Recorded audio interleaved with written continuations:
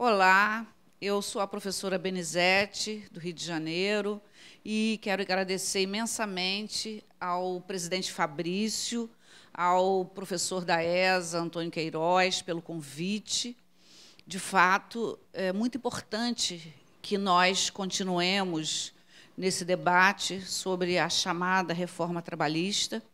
Temos feito esse trabalho no Brasil inteiro, várias ESAs, várias entidades de classes vêm debatendo essa temática, porque é uma temática que não tem um impacto somente na vida do trabalhador, mas o impacto ele é social e, o que pior, não a longo prazo, mas a curtíssimo prazo, nós vamos colher esse plantio tão áspero, tão ruim, sobre essa chamada reforma trabalhista. O tema que me coube foi o impacto da terceirização a partir da Lei 13.467. A Lei 13.467 é a chamada reforma trabalhista. Quando a gente fala a Lei 13.467, é muito comum não identificarmos, quando não estamos com o ouvido muito habituado, a entender que ela se trata dessa mudança impactante na legislação trabalhista do ponto de vista material e do ponto de vista processual, com amplo aspecto na sociedade, na economia do nosso país. Pois bem, a Lei 13.467, é importante que nós contextualizemos, ela veio trazer uma grande alteração para o mundo do trabalho. É necessário que façamos esse corte e entender que o mundo do trabalho ele é muito mais amplo do que o direito do trabalho ou o direito do trabalhador. E, portanto, a grande matriz ideológica das conquistas trabalhistas, a matriz ela está na Europa, nas lutas de classe. Migrada para o Brasil no início do século passado, já relativamente solidificado com os primeiros movimentos europeus, chega no Brasil já com um movimento mais engrossado, um movimento mais intenso. E, nesses instantes, em épocas prísticas, a classe trabalhadora ela vivia de forma muito precária, do ponto de vista da saúde, do ponto de vista do ganho, do bem-estar social, e, portanto, a precarização ela é uma constante. Os movimentos chamados Revolução Industrial traziam para o trabalhador a necessidade de busca de mudanças na legislação, de busca de mudanças na forma de trabalhar, na forma de produzir. Eu costumo dizer aos meus alunos, e faço questão de repetir isso, que o que o trabalhador tem para vender é a força de trabalho. E essa força de trabalho ela é vendida para aquele que detém o dinheiro, que é o capital. Capital pequeno, capital médio, capital grande, isso é irrelevante. É exatamente quem compra, dirige e assalaria a prestação de serviço. E esse serviço ele é subordinado a esse detentor do capital, que lá atrás pagava o que queria, que lá atrás crianças de 6, de 8, de 10 anos trabalhavam. Mulheres trabalhavam por salários bem menores do que os homens. As condições ambientais de salubridade, de periculosidade eram imensas. Trabalhava-se 16 horas. Tanto assim é que, quando se comemora no dia 8 de março, Dia Internacional da Mulher, é em homenagem ao fato de 116 mulheres nos Estados Unidos terem sido mortas pelo seu empregador a partir de movimentos que elas faziam simplesmente para reduzir a jornada de trabalho para menos de 16 horas. E elas foram trancafiadas no barracão e foi ateado fogo e elas morreram queimadas. Então, vejam que a conquista trabalhista ela é uma conquista histórica, marcada pelo sangue, marcada pelo suor, marcada pela lágrima, pelas vidas que se foram para as conquistas.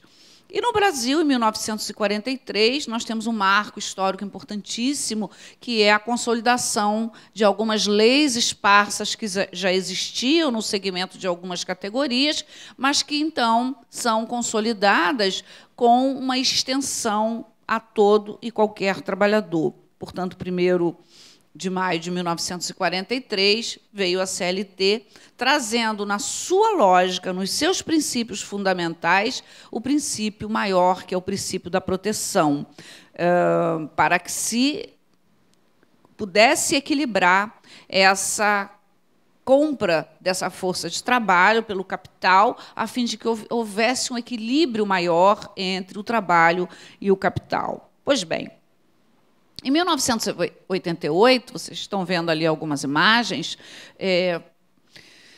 um outro marco, um outro passo, em termos de conquistas trabalhistas, foi dado. Desta feita, trazendo a ideologia de um ambiente de trabalho saudável, de condições de trabalho saudável, do valor social do trabalho, de um ambiente em condições satisfatórias, minimamente satisfatória, o princípio da dignidade do trabalhador, a proposta de uma sociedade mais justa, mais igual, mais fraterna. Então, a Carta de Compromisso, a Carta Cidadã de 1988, ela é, para o Brasil, um instrumento valiosíssimo de luta, de conquista desses direitos. É um instrumento valiosíssimo de conquista para uma sociedade efetivamente que se busque ser equilibrada e fraterna.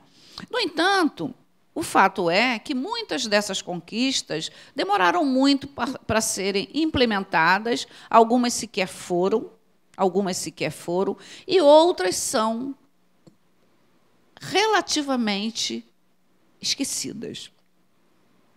E agora nós estamos diante de uma chamada reforma, a Lei 13.467. Ela vem trazendo propostas reformadoras, propostas de mudança, que, na verdade, ela não tem nada de atualização. Quando compulsamos a nossa CLT, vamos lá encontrar algumas expressões como junta de conciliação e julgamento, férias ainda parceladas, né, no modelo antigo, encontramos lá a prescrição de forma diferenciada, encontramos a expressão vogal. Nós temos muitas expressões, e os postulandi, que ainda existe, mas está em desuso. E, portanto, essa CLT ela não foi como deveria ser atualizada, adequada às legislações que vieram anteriormente à 13.467.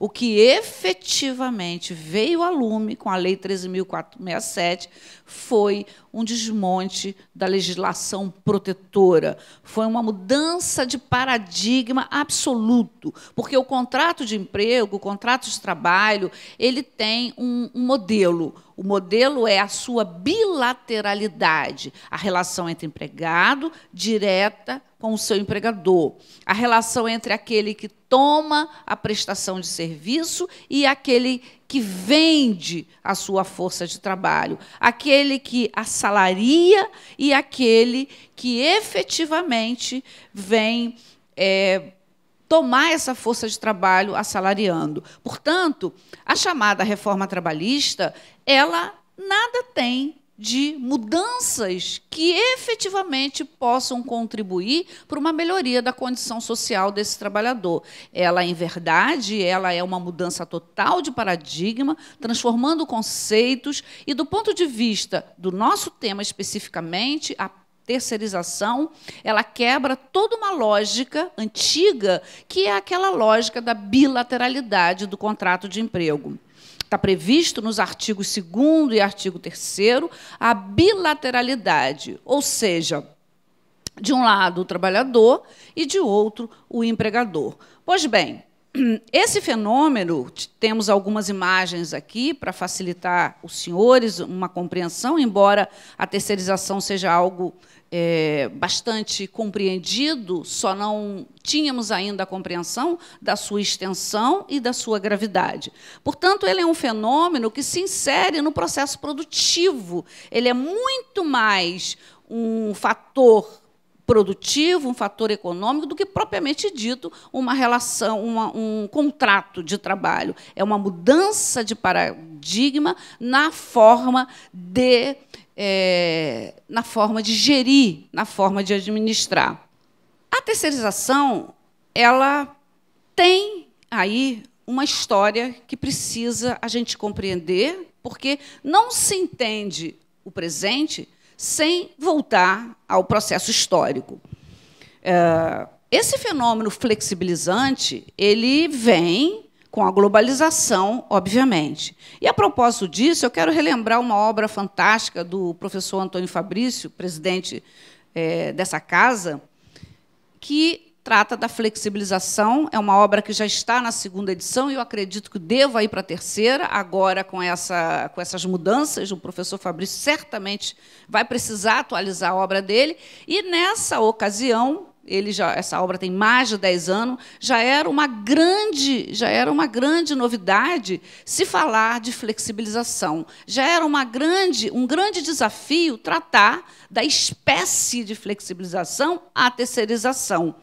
E por quê? Porque a terceirização, até o advento da Lei 13.467, é extremamente restrito. Ela começou no setor público, com esses movimentos, com esses fenômenos globalizantes, com a ideia de desinchar a massa, desinchar o setor público e permitir que algumas atividades pudessem ser transferidas para uma empresa prestadora de serviço. Então, ela já começa, na verdade, na década de 60 e vem ganhando um pouco mais de espaço na década de 70. Portanto, esse Decreto-Lei 267 ele foi, na verdade, um marco assim, que coincidiu com a globalização que já campeava nos Estados Unidos e veio para o Brasil.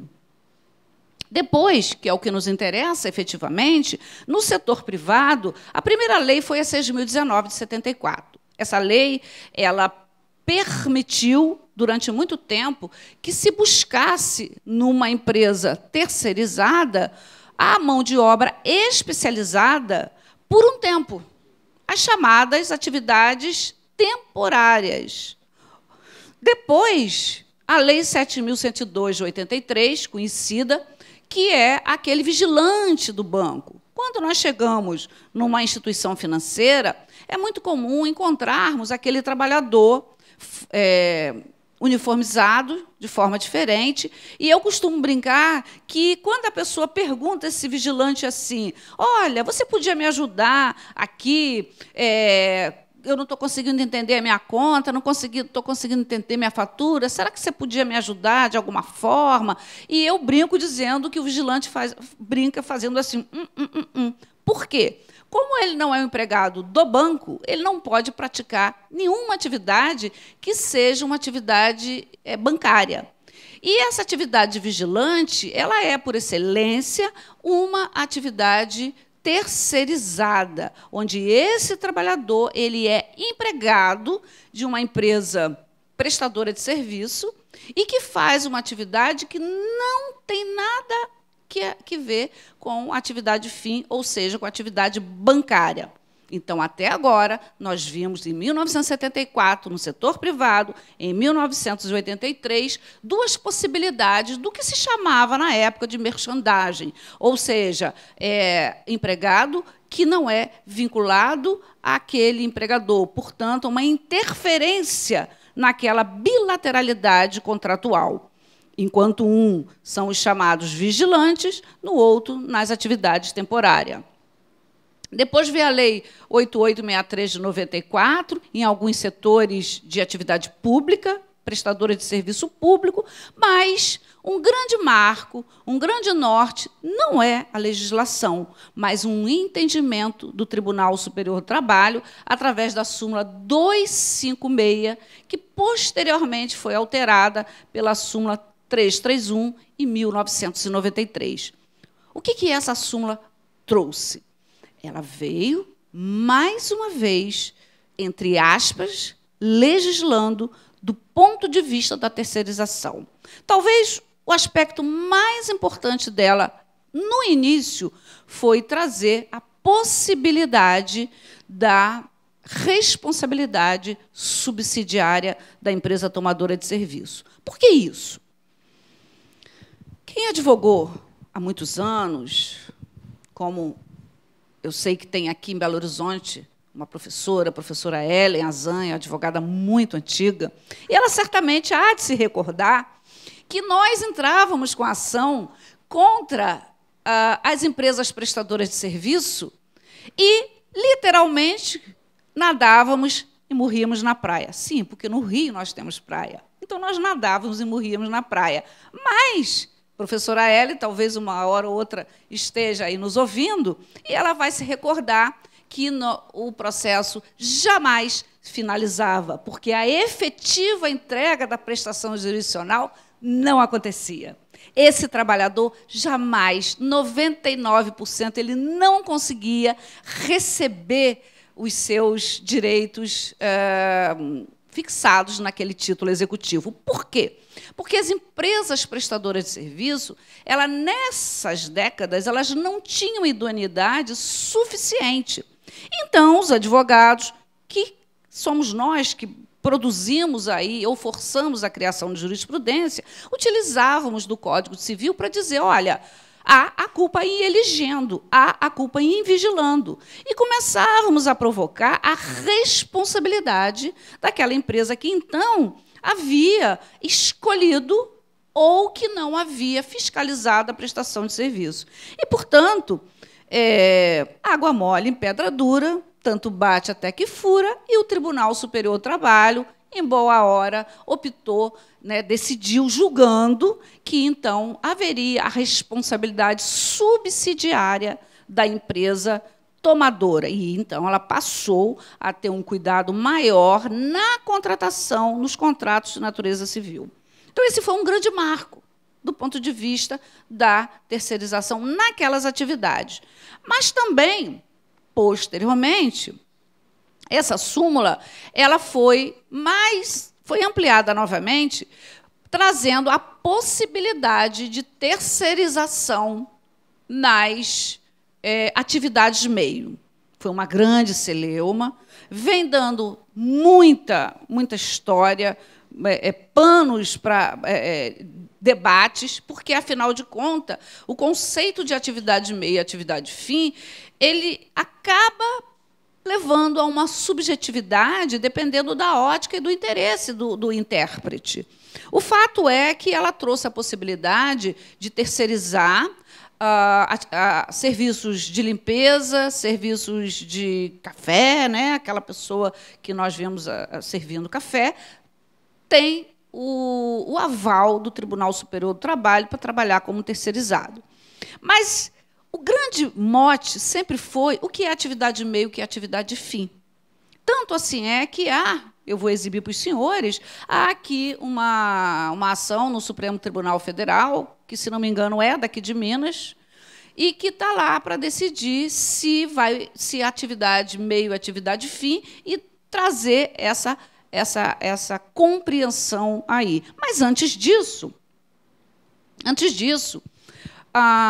o projeto 4.302, de 98, que tinha por objetivo ampliar a Lei 6.019, e também um outro projeto, 4.330. Aliás, esse projeto 4.330, de 2004, ele veio na época do período neoliberal, que também outros projetos de modernização da CLT, projetos do negociado versus legislado, já vinham, nessa época, na chamada era FHC, ou período neoliberal. O fato é que o projeto 4.330, que sempre teve por objetivo a ampla terceirização, foi motivo de debate de toda a sociedade e, durante muito tempo, ele ficou adormecido. E um outro projeto, o 4.302, de 98, que objetivou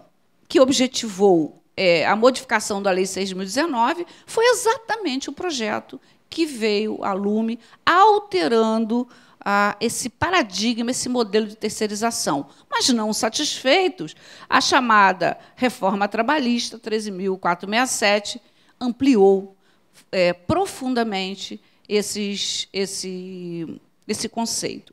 Só para a gente voltar um pouquinho na história, e eu quero novamente me referir ao professor Antônio Fabrício, que foi presidente da Associação Brasileira de Advogado Trabalhista. Ele, em boa hora, fez grandes movimentos em patamar nacional para repúdio da chamada 4.330. Esse projeto da terceirização foi, na época, também por um mineiro, o professor Godinho, que subscreveu uma nota técnica trazendo informações importantíssimas do que a terceirização seria capaz de trazer de prejuízos à classe trabalhadora. Ele já anunciava, nessa nota técnica, uma redução de 20% a 30% da renda do trabalhador. E houve, portanto, um movimento muito grande de diversos segmentos, de diversos ministros, de advogados, de entidades, da ABRAT, da ANAMATRA, para que o projeto 4.330 não pudesse ser aprovado em razão de estudos científicos do prejuízo que ele traria para a sociedade. Aqui é importante a gente lembrar que já víamos como uma ameaça muito grande dessa terceirização ampla, que finalmente foi encampada pela 13.467, que é esse processo, esse recurso especial aí no Supremo Tribunal Federal, trazendo, finalmente, chegando lá para discutir se essa empresa celulose Nippon brasileira, terceirizando todas as suas atividades, inclusive as atividades finalísticas, e não só as atividades de meio. E esse processo no Supremo, chegou ao Supremo, estava em vias, está ainda, ele não foi julgado, talvez ele agora perca absolutamente seu objeto, porque a Lei 13.467, agora, no dia 11 de novembro, entra em vigor. Mas a sociedade brasileira já vinha sendo, os trabalhadores, a sociedade como um todo, já vinha sendo objeto de muitas tentativas de flexibilização. Então, mostrei para os senhores, em 1998, um projeto, em 2004, um outro, aqui no Supremo Tribunal Federal, e a terceirização já bem ampliada pela súmula 331, que, por fim, trouxe a isenção de responsabilidade do ente público, salvo se o trabalhador, o prestador de serviço, demonstrasse que ele havia fiscalizado as atividades, portanto, invertendo aí o ônus probatório para o empregado. Em 2017, portanto, a Lei 6.019 foi alterada pela 13.429 e, finalmente, a lei tal. Bom, vamos lá. A 6.019, ela, que foi alterada inicialmente, também no ano de 2017, trouxe um modelo ampliado de trabalho temporário. Vamos lembrar que o trabalho temporário, através de uma empresa terceirizada, é uma das espécies de terceirização. E ela propôs, em 2017, agora, pela Lei 13.429, a ampliação desse prazo. Portanto, o trabalhador terceirizado para atividades temporárias passou para 180 dias, com possibilidade de prorrogação. Isso é importante que nós também tenhamos conhecimento. Depois, aqui, o grande avanço, do ponto de vista negativo, é o artigo 4º da 13.467, que propõe o que sempre a sociedade lutou, o que sempre as entidades de classe unidas lutaram, que foi a terceirização de forma ampla e irrestrita. Mas, como nós dissemos no início da nossa fala, essa chamada reforma trabalhista não foi feita com diálogo com o povo. O trabalhador, a sociedade, não pôde discutir nem participar dos principais pontos de alteração. É o que a gente chama de uma reforma feita de cima para baixo, ou uma reforma sobre encomenda. E, nessa esteira de modificações, nós temos a terceirização de forma ampla e irrestrita. E eu já vou mostrar para os senhores um estudo feito pelo DIEESE, de 2016, mostrando os efeitos nefastos dessa ampliação. Então, para quem está nos assistindo, vamos olhar aqui que a gente fez, de forma um pouco precária, né, um gráfico aqui, para demonstrar ali a quebra desse paradigma da bilateralidade, que, daqui por diante, vai ser a regra e não a exceção. Portanto, ali nós temos a empresa prestadora de serviço, o empregado ele vende a sua força de trabalho, ele dispõe a sua força de trabalho para a empresa tomadora, mas quem dirige, assalaria é a empresa prestadora de serviço, que é quem efetivamente vai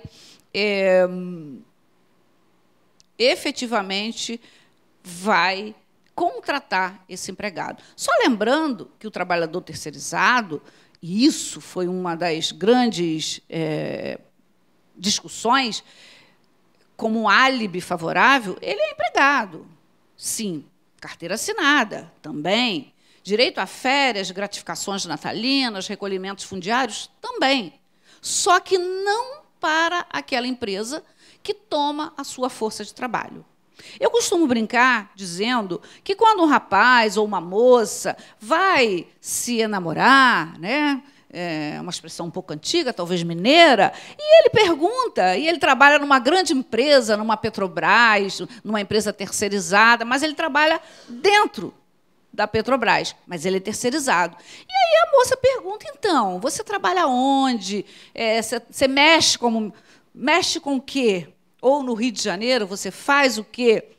E o rapaz ele nunca diz que trabalha no terceirizado, ele vai dizer, eu trabalho numa Petrobras. Por que isso? Porque, via de regra, o trabalhador ele tem orgulho de trabalhar naquela sua empregadora, em quem te paga, em quem te dirige, em quem te assalaria. Ou onde ele sabe que ele vai poder fazer um plano de carreira, um plano de salário. E essa lógica emocional, esse elo afetivo, ele é rompido com a terceirização.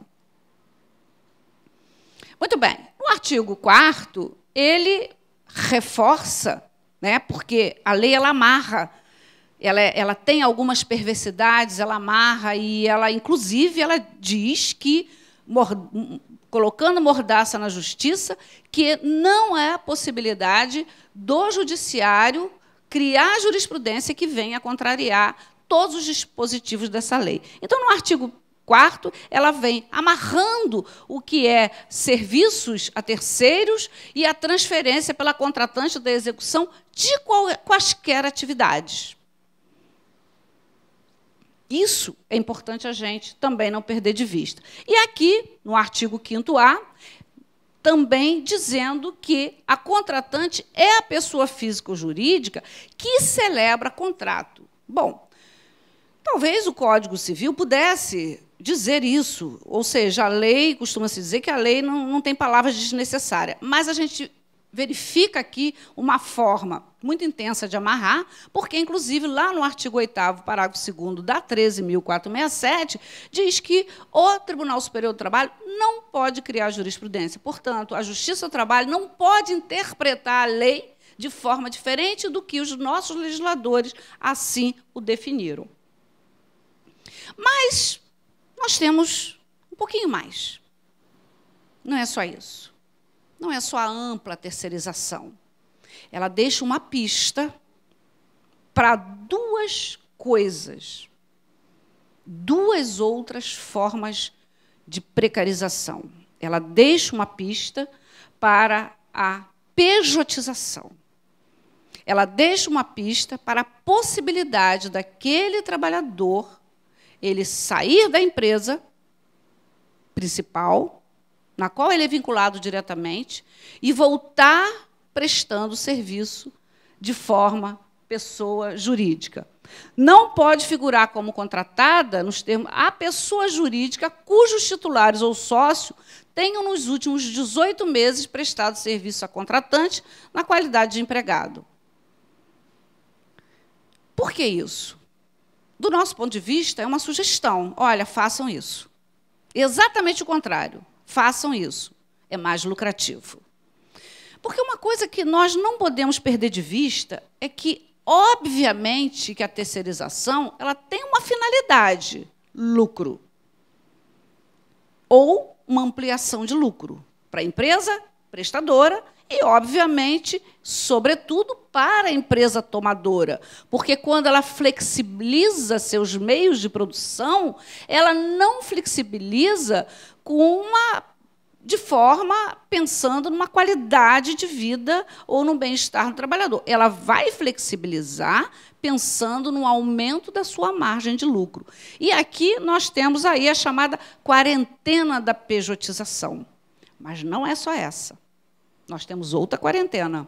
Aqui eu fiz um conceito do que é pejotização, mas creio que seja desnecessário, está aí no visor, porque eu quero falar aos senhores de uma outra quarentena, de uma talvez mais perigosa, que é a quarentena do empregado direto. E eu costumo dar um exemplo para os meus alunos, e agora nessas nossas falas aí, que isso pode dizer o seguinte: o empregado que for demitido não poderá prestar serviço para a mesma empresa na qualidade de empregado como terceirizado. Ok, mas vamos criar um exemplo.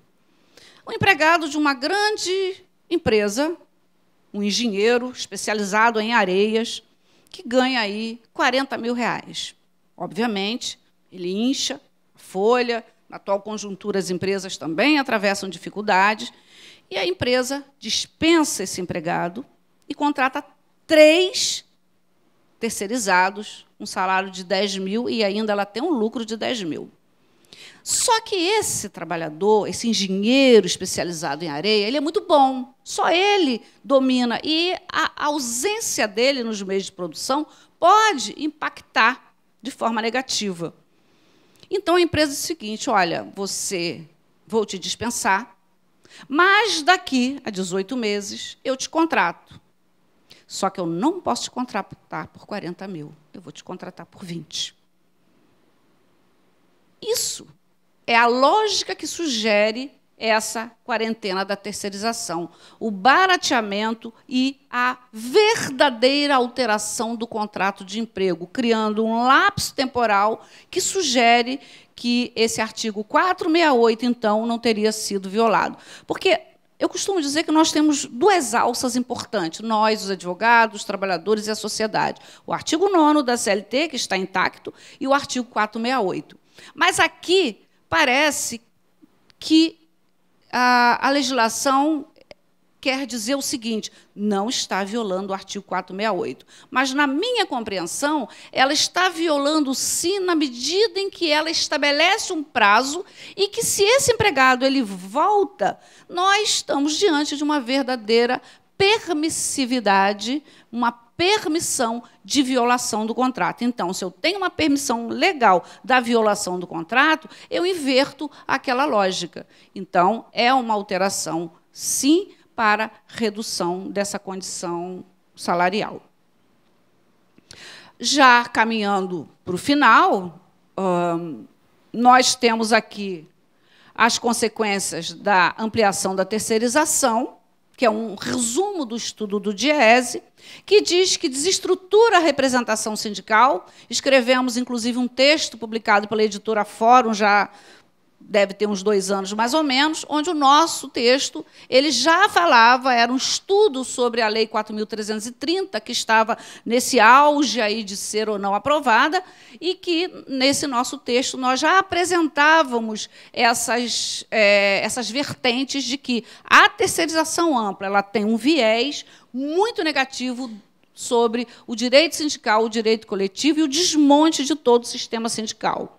A disparidade entre os trabalhadores terceirizados e empregados direto, as sucessivas contratações do mesmo trabalhador por diferentes empresas. Quer ver? Pesquisa do DIEESE, obviamente de 2016, do ano passado, em que ela nos apresenta esses dados, esses índices estatísticos dessa terceirização ampla.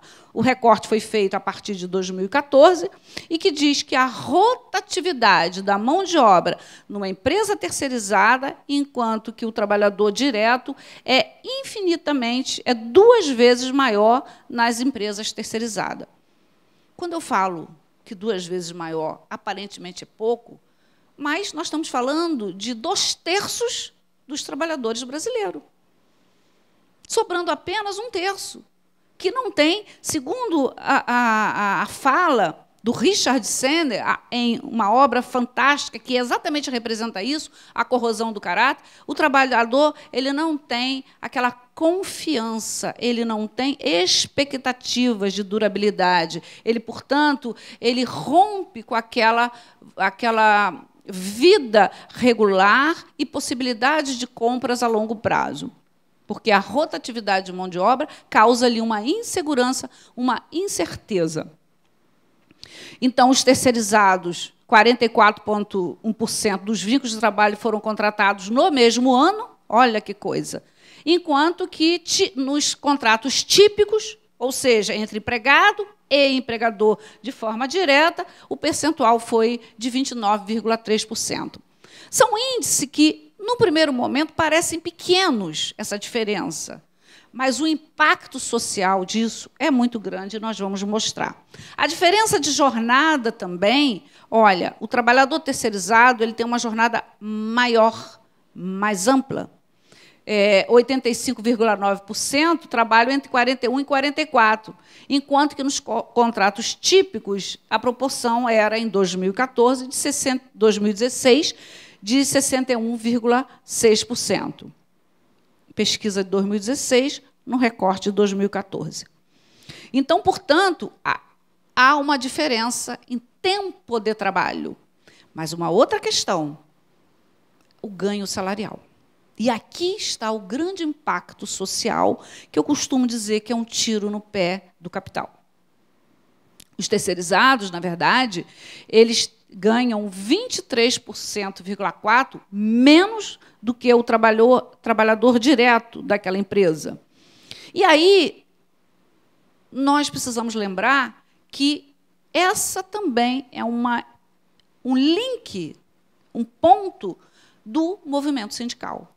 O movimento sindical, os sindicatos da empresa, das empresas e daqueles trabalhadores direto em relação àquela empresa, obviamente se fortalecem mais e buscam conquistas maiores e, obviamente, um patamar salarial maior, um piso salarial maior. E, com os terceirizados, há um fracionamento, uma fragmentação desses sindicatos que sugere essa diferença salarial aqui.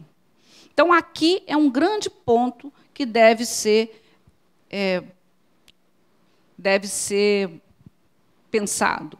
Também, no campo do afastamento pelos acidentes típicos ou as doenças ocupacionais, que se equiparam aos acidentes de trabalho, nós temos aí uma diferença grande. Os terceirizados se afastam mais, o índice de terceirizados afastados por acidente ou adoecimentos típicos é muito maior do que o trabalhador direto com a empresa prestadora de serviço. Isso aí nos faz recordar que, ao analisar uma norma coletiva, como eu faço de vez em quando, de uma empresa grande como a Petrobras, nós temos mais de 30 cláusulas relacionadas à saúde, à segurança e o bem-estar do trabalhador. E, quando analisamos a cláusula de uma empresa prestadora de serviço para a Petrobras, nós vamos verificar apenas 5 ou 2 cláusulas relacionadas à saúde e à segurança do trabalhador.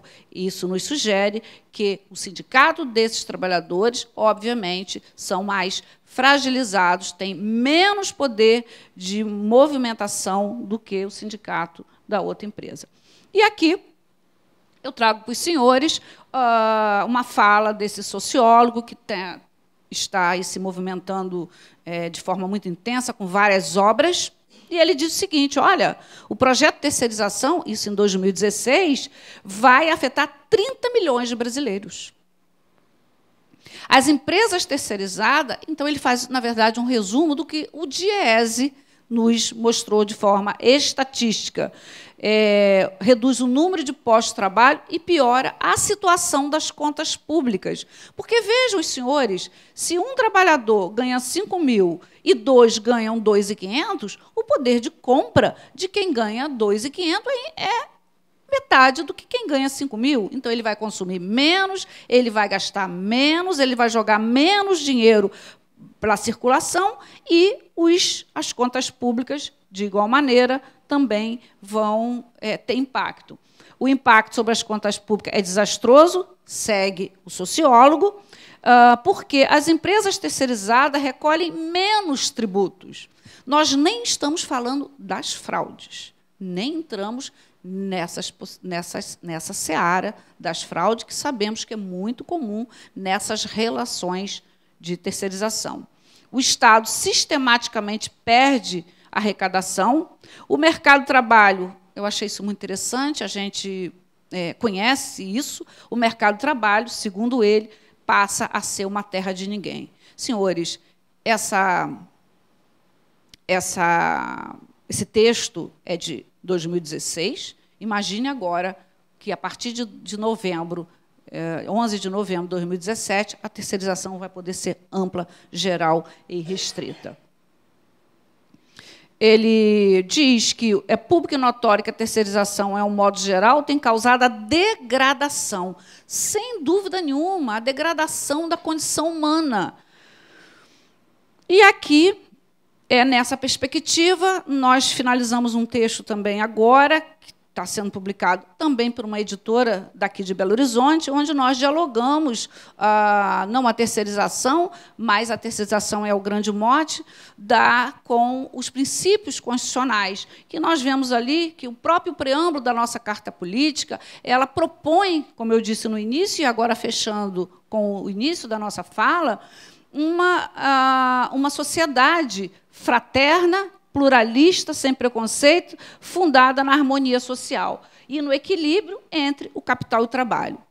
Eu não tenho dúvida em dizer que uma terceirização, se for implantada pelas empresas, porque temos a lei, que foi aprovada, autoriza a implantação, mas isso não quer dizer necessariamente que as empresas tenham que adotar essa forma flexível de gestão. Ela pode compreender que o empregado terceirizado, o empregado insatisfeito, o empregado que ganha menos, o empregado que adoece mais, ele é menos produtivo. Se houver essa lógica mercadológica, talvez nós possamos ser mais otimistas no futuro. Mas o fato é que ela contraria valores fundantes da nossa Carta Política, que é um código de ética, é um código de conduta. O artigo 170 nos propõe a valorização do trabalho humano e a busca do pleno emprego. Será? É uma dúvida. Não temos respostas para tudo que nós estamos pensando que essa nova lei vai trazer. E aqui o artigo 7º, que vise a melhoria da sua condição social. Inexoravelmente, a terceirização ampla e restrita, ela quebra esse princípio, esse valor fundante da nossa Carta Política, porque, segundo os dados estatísticos que eu acabo de mostrar para os senhores, não fui eu, foi o dados do Diese, inequivocamente ela não traz melhoria da condição social desse trabalhador. E também ela viola que a nossa ordem social ela tem como base o primado do trabalho e o bem-estar e a justiça social. Será que a terceirização ampla, com maior índice de acidente de trabalho, com salários menores, com condições mais precárias, nós estamos violando esse artigo 193? Eu penso que sim. Eu penso que sim. Bom, por fim, eu quero trazer uma mensagem um pouco mais otimista, já fechando essa nossa aula, já fechada, e dizer para os senhores o seguinte: não podemos desanimar. A luta ela tem que continuar. E vamos debater, vamos continuar analisando, escrevendo, discutindo, mas lembrar que nós temos a nossa ferramenta. Ainda está intacto nessa reforma 13.467 o artigo 9º da CLT, que é uma ferramenta importantíssima, e o artigo 467, que fala da inalterabilidade dos contratos de emprego. Por fim, eu espero ter contribuído com esse seminário da ESA, da OAB Minas Gerais, agradecendo novamente ao presidente Antônio Fabrício pelo convite, ao professor Antônio Queiroz pelo convite e os senhores pela oportunidade de me ouvir. Muito obrigada a todos.